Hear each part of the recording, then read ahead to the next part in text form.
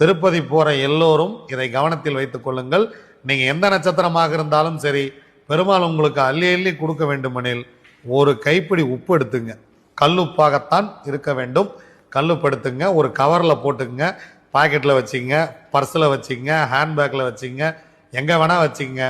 நேராக திருப்பதி போங்க, சாமி கும்பிடுங்க, அப்படியே சுற்றிட்டு திரும்பி வந்துருங்க. திரும்பி வரும்பொழுது நீங்கள் சமையல் அறையில் பயன்படுத்துறீங்க இல்லையா உப்பு, அந்த உப்போட இந்த உப்பை கலந்துருங்க.